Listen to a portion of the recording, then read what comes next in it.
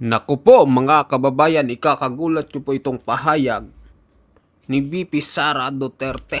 Naku, isisiwalat niya na po kung sino ang totoong Mary Grace Piatos. Naku, di ba maalala niyo mga kababayan, ito po yung bintang sa kanya na ang tunay daw na Mary Grace Piatos ay si VP Sara. Pero ngayon naglabas po ng ah, naglabas po ang Vice President, ang OBP ng detalye ng kung sino ang tunay na Mary Grace Piatos. Pero isisiwalat po yan sa pagdinig ng impeachment case trial. Sa kamara po yan mga kababayan. Nako, ito na yung pinakahihintay natin kung sino itong Mary Grace Piatos. So basahin po natin yung buong ulat dito sa ang balita ngayon. Sino kaya ito mga kababayan? Yan, malalaman po natin yan. So ngayong darating na February 6 kasi pagkakaroon na po, patatapos na po yung 1-year bar rule no ng SC at magpa-file ulit itong mga pinklawan, itong mga sanib puwersa, mga loyalista, dilawan, magsasanib puwersa yan, magpa-file yan ng impeachment case laban ulit kay VP Sara Duterte. Kahit na unconstitutional na yung sinabi ng Supreme Court, pero patuloy pa rin sila, no? Gagawa pa rin sila ng paraan na mapatalsik sa pwesto ito si VP Sara, pero malabo na ho yan. Malabo na ho yan sa sabaw ng pusit. Ayan.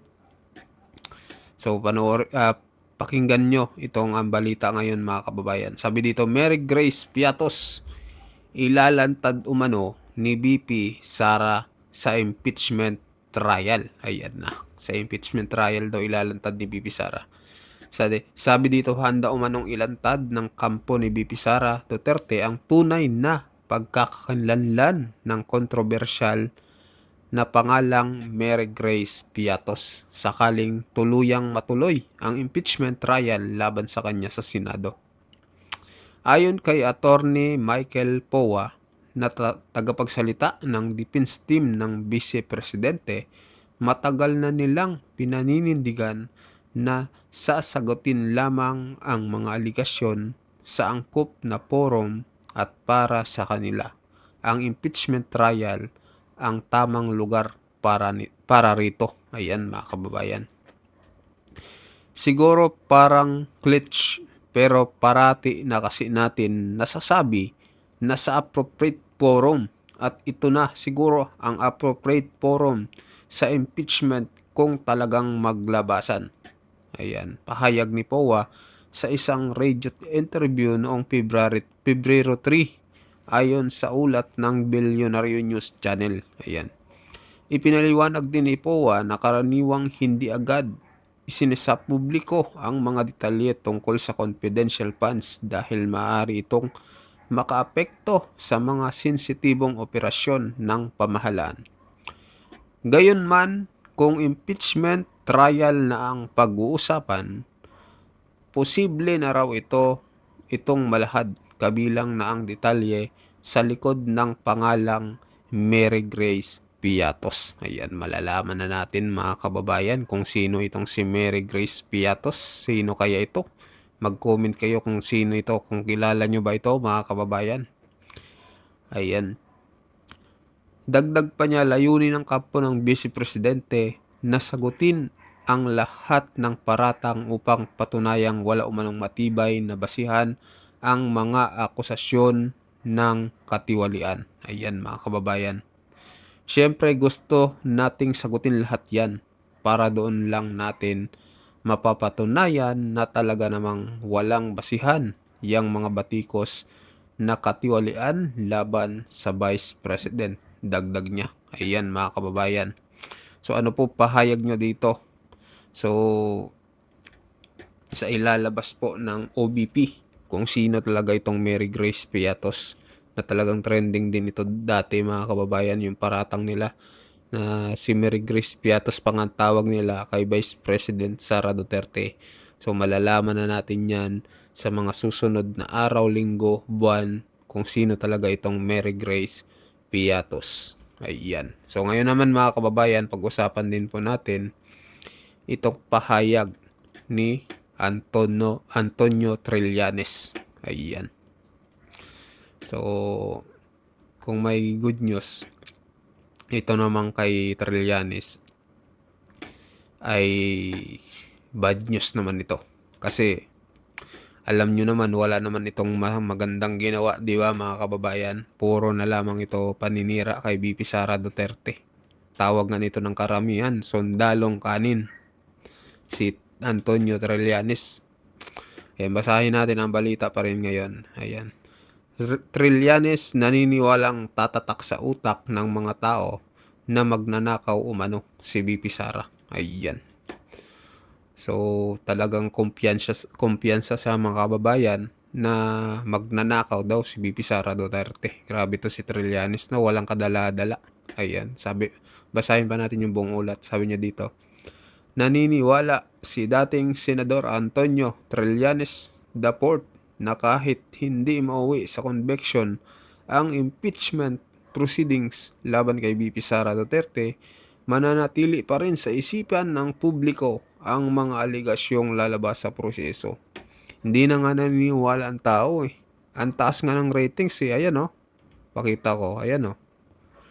Informal online poll result. Duterte Sara 97.6%. Hontiveros Colela 2.2%. Remulla 0.2%. Ayan po mga kababayan. Paano maniniwala sa inyo? Ayan, balik tayo dito. Basahin pa natin. Sa kanyang pahayag, iginiit ni Trillanes na ang publikong paglalantad ng mga ebidensya ay sapat na upang hubugin ang pananaw ng mga botante. Lalo na kung ang usapin ay may kinalaman sa integridad at tiwala sa isang posibleng susunod na Pangulo. Ayan.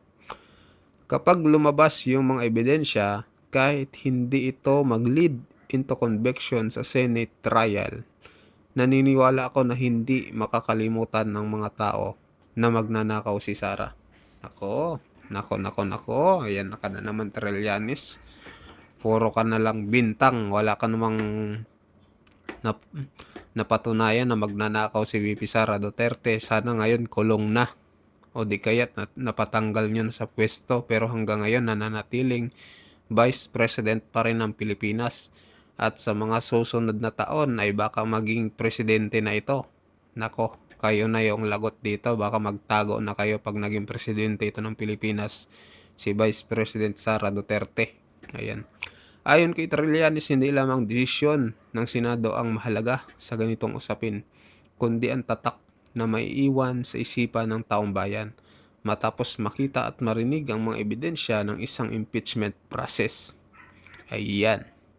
So, anong masasabi nyo dito baka kababayan sa kanya pahayag? Basahin pa natin yung buong ulat. Sa ganitong konteksto, binigyan din ng dating senador na ang impeachment ay may political consequence. Kahit walang guilty verdict, lalo na sa usapin ng 2028 presidential election, kung saan mahalaga ang tiwala at reputasyon sa mata ng mga botante. Kapag nakita nila yon, siguro naman hindi nyo iboboto ang magnanakaw sa pagka-presidente ng Pilipinas. Ayan. Lumilitaw sa pahayag ni Trillanes na ang tunay nilang laban ay hindi lamang sa loob ng Senado, kundi sa hukuman ng opinyong publiko, kung saan inaasahan ng kanilang hanay na ang alaala ng mga botante ang maaaring maging pinakamabibigat na hatol kontra kay VP Sara. Ayan po yung buong ulat niya, no? Yung kanyang statement ni Antonio Trillanes, mga kababayan. Mag-comment po kayo na masasabi nyo dito, no? Sa kanyang pahayag. Naniniwala pa ba kayo dito sa taong ito?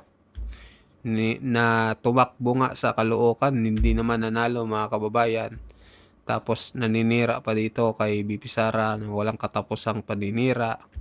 Tapos may sinabi pa siya na kapag naging presidente daw si Sara, tatakbo daw siya pupunta daw siya ng Amerika. Kung matapang ka, dapat huwag kang umalis ng Pilipinas.